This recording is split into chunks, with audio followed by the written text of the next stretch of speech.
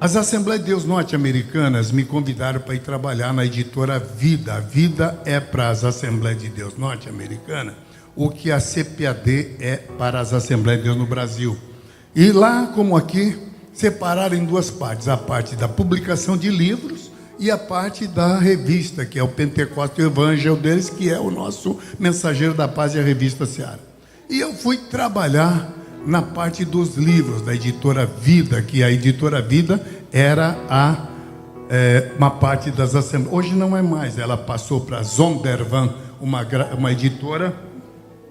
Bom, não é a nossa questão. Eu fui convidado para trabalhar, porque até aquela época não havia muitos livros em língua portuguesa que pudesse nos ajudar teologicamente.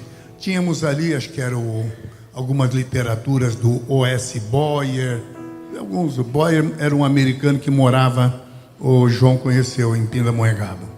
Fazia folhetos, mas escrevia tão mal que tinha muitos erros.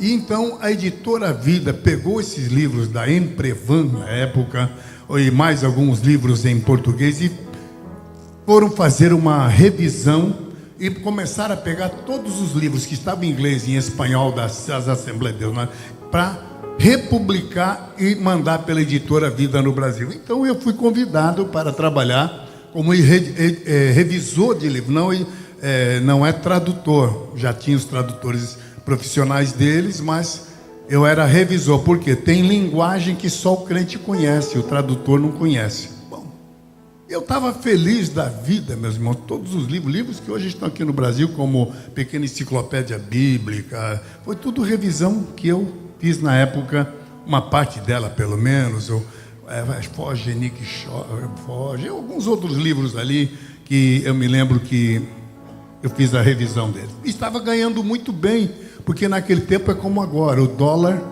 estava tão valorizado que valia 4 a 5 a 6 vezes mais do que o real no mercado paralelo, que se chama de mercado negro, ou mercado, sei lá como é que chama.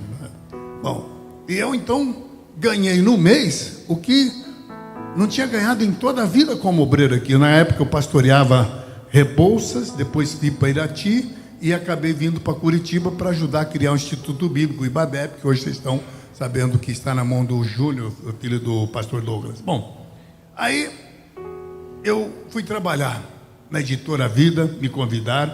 Eu estava feliz da vida, porque estava unindo o útil ao agradável. O útil porque estava fazendo obra de Deus, e agradável porque o negócio era em dólar.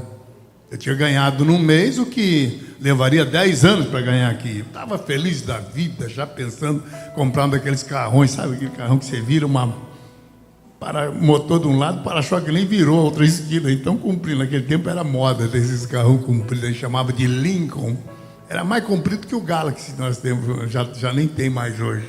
Bom, eu estava feliz da vida. Ouçam aqui, porque isso aqui é importante, irmãos. Foi quando no dia 12 para o dia 13 de novembro do ano de 1972, ano 77. Eu fui dormir cansado, porque eu fui fazer revisão, fazia horas extras em casa para revisar, porque era muito livro para traduzir, para revisar. E eu tinha dormido cansado, e quando a gente vai dormir, eu tenho um sono bastante pesado. Hoje o sono está bem leve, mas naquele tempo eu tinha um sono bastante pesado e tinha feito trabalho até as 11h30, quase meia-noite, e fui dormir bastante cansado. Eu estava na cidade de Miami Norte Miami, como eles dizem, perto de um município chamado Hialeah. E naquele momento, a minha esposa ainda não tinha ido, minha família, eu estava preparando para levá-los lá, mas primeiramente eu estava arrumando uma casa, eu deveria morar, ou juntamente com a família, eu estava arrumando um kitnet, um apartamento, ou uma casa, mas eu orei da seguinte maneira, minhas irmãs, falei: Deus, eu sei que talvez isso que é revisão, outros podem fazer, mas falta pregadores no Brasil. Deus, eu sou tímido, não sei se vou ser um pregador, mas se tu quiseres me constituir um pregador, eu largo isso tudo, mas tu tem que falar comigo, porque esse negócio aqui dá bom, está ganhando em dólar. Eu me lembro do dia 12 para o dia 13 de dezembro do ano de 1977. Foi o ano que morreu o Elvis Presley. Irmãos, eu me lembro naquele cantinho, daquele kitnet no norte de Miami, que é onde eu estava residindo temporariamente, no lugar onde eu fazia as revisões de livro. De repente, um ser aparece naquele canto, uma visão especial. Eu nunca tive outra depois daquela, dessa forma não. Mas eu notei que uma silhueta se formou. Era uma silhueta como se pegasse milhares de lâmpadas de 10 mil watts, porque era muito claro. E ali eu percebi que era um formato de um ser, não sei se era um anjo, se era o próprio Senhor, mas era muito claro e eu não conseguia enxergar direito. Mas pela fresta do olho eu comecei a ver que era uma silhueta que se formou e aquela voz começou a falar comigo. Foi uma experiência inédita, porque aquela voz não falava neste ouvido. É como se desde o meu cabelo até a unha do meu pé tivesse ouvidos. Era bilhões de ouvidos ouvindo aquela mesma voz. E aquela voz dizia: meu filho, venha comigo.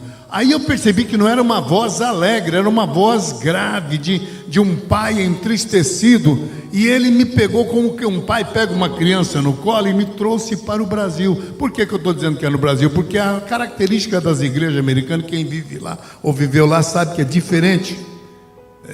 Hoje o Brasil melhorou bastante com ar-condicionado, mas naquele tempo nem pensar, nós pensávamos que um dia haveria isso. Bom, o fato é que pela característica era uma igreja aqui no Brasil. Por que eu estou falando isso? Porque Deus está me pedindo que eu entregue essa mensagem aqui esta noite, meus irmãos. Aí eu falei: Deus, Ele não me trouxe pela uma porta da frente, Ele trouxe por uma porta lateral, como é característica na igreja do Brasil. Porque lá na América não tem uma porta lateral, tem uma porta lá na frente e outra lá atrás. E aí... E os carpetes da igreja são muito altos. Mas aquele ser me trouxe por uma porta lateral. E ele diz: olha para o meu povo. Aí eu não olhei para o povo, olhei para o pregador. E o pregador estava entregando a mensagem desse jeito que eu entrego, meio gritado. Eu sou da escola que não tinha som, então por isso eu comecei a pregar alto e até hoje eu não consigo mudar. Aí aquele ser disse: olha para o meu povo. Eu, em vez de olhar para o povo, olhei para o pregador. E estava feliz da vida, porque eu estava percebendo que estava tendo uma visão. Ora, meus irmãos, eu que estava tendo uma visão, aquilo estava me deixando, meu coração estava pulando de órbita aqui, pau, pau, pau, de tanta emoção que eu estava. Aí aquele ser, eu percebi que ele não estava muito alegre. Ele diz: não olha para o pregador, olha para o meu povo. Quando eu olhei para o povo, aí tomei um susto maior, porque eu falei: Deus, eu não estou entendendo. Como tu está dizendo para olhar para o teu povo, se eu estou vendo gente louca no meio dela? Eu sei, meu irmão, que o que eu estou falando, a grande parte não precisaria ouvir. Mas Deus está me pedindo que entregue essa mensagem para alguém que precisa ouvir aqui. Aquele ser celestial me disse: olha para o meu povo. Quando eu olhei para o povo, minhas irmãs, eu vi pessoas em pecado, pessoas, não sei se vocês já estiveram no hospital de loucos. Eu vi gente com semblante de louco. Falei: Deus, não é a tua igreja, eu não estou entendendo. E aí aquela voz me disse: diga, assim estão alguns, estão na minha casa, mas não estão me servindo. Volte ao teu país e prega a minha palavra a eles. Por onde eu mandar, tu irás. Hoje estou aqui porque alguém precisa ouvir esta mensagem. O Espírito de Deus está me pedindo que eu entregue essa palavra. Aqui, naquele momento eu falei: meu Deus, não estou entendendo. Mas o teu povo assim estão. E naquela hora, minhas irmãs, eu acordei de súbito. Eu falei: meu Deus, e o coração quase disparando, saindo de hora. Já viram um sonho desse, de coração sair de hora? Eu falei: e aí veja a fraqueza do ser humano, pastor Bilag. Eu pensei: isso é fraqueza de homem, isso é um sonho que eu tive. Ah, mas que sonho, coração disparando, nunca vi um sonho, coração disparar. Não era pesadelo, não era coisa de barriga cheia, não era. Aí, a minha fraqueza pensou, é um sonho. Olhei para o relógio, faltava poucos segundos para 3 horas da manhã, 2 horas e pouco, quase 3 horas da manhã. Aí eu disse, meu Deus, que sonho mais horrível que eu tive, que sonho mais esquisito que eu tive. Aí, meus irmãos, quando eu pensei, eu estou falando isso pela fraqueza humana, eu pensei que era um sonho. Aí aquela voz, eu agora corri no interruptor da luz, era quase 3 horas da manhã, eu vi pelo relógio que estava em cima da mesa, peguei a Bíblia, a luz estava acesa e aquela voz voltou a falar comigo. Então não era sonho, era Deus falando comigo.